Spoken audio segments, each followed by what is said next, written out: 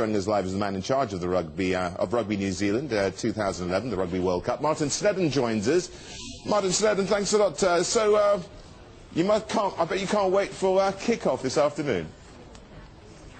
6 hours away till the start of the opening ceremony. It's so exciting here. It's a beautiful day in Auckland, very warm temperatures. There are visitors all over the city dressed up in their rugby colours. The whole of the country, I think, just can't wait for this to get underway. Now, tell me, will this World Cup itself make money?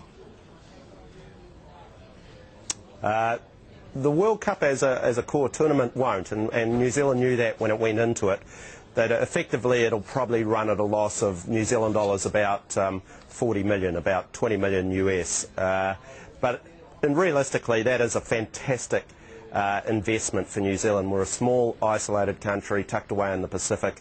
The platform, the international platform that the hosting of this tournament provides us with is something that we couldn't get in any other way, so it's worth every single dollar. Now, we've got a projection of about 580 million US dollars that actually New Zealand will actually garner from this itself. Is that what you're looking at as well? Well, I think that's likely. The visitor numbers you mentioned before of 95,000 are based on actual sales internationally. It's not a forecast. So as long as the people who have purchased the tickets and paid for them turn up, then that should be about the numbers. When we started this project 5 or 6 years ago, we were looking at visitor numbers of 60 to 70,000, and that's what the original economic impact reports were based on. So it's looking pretty rosy, I'd have to say. Well, of course, the nation's had a pretty rough year, so perhaps this is going to help lift the mood there, isn't it? Oh, I think this is incredibly important for that very reason. It has been a 12 months of tough stuff for New Zealanders, with the Christchurch earthquakes, with a major mining disaster in the South Island, with the economic recession that everyone's been feeling. And I think everyone in New Zealand is ready to take a bit of break from all of that stuff and actually have a party. Yeah, I mean, you know, obviously Christchurch, you mentioned that was going to be, of course, one of the venues. What sort of blow has that dealt this tournament? Oh, that was a massive blow in terms of it just completely removed the whole Christchurch-Canterbury region, which is the strongest rugby region in New Zealand. Completely took it out of calculations for involvement in the hosting of rugby matches. So now it's important that we just try and keep that community connected to the event, and we're doing that through a festival. This rugby tournament has been enveloped right around New Zealand by a festival, and there's over 1,000 events that will be run over the next 45 days, and it's particularly important, I think, that we get that absolutely right in Christchurch so that the community down there has something to celebrate. Well, the All Blacks go in as favourites, the hosts, and I'm sure that you want them to win, but who do you fear the most? Australia.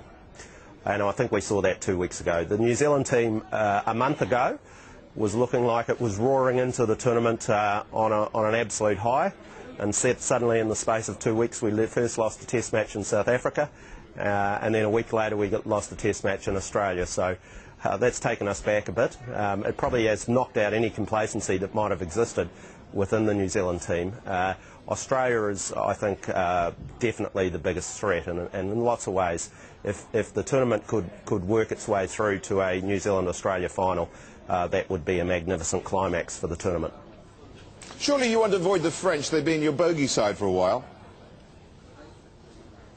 Yes, and they're in our pool phase this time, so we play them in 3 weeks' time, which I know that the New Zealand team and the New Zealand public will be slightly nervous about. But the good news is both teams will proceed through to the knockout matches, we assume, regardless of the result of that game, and then we don't have to play the French again unless we're both in the final. So there's probably a little bit of relief on this in this part of the world about that. Now, if the Webb Ellis trophies are not won by New Zealand, what will it mean for the critics who claim that the All Blacks choke?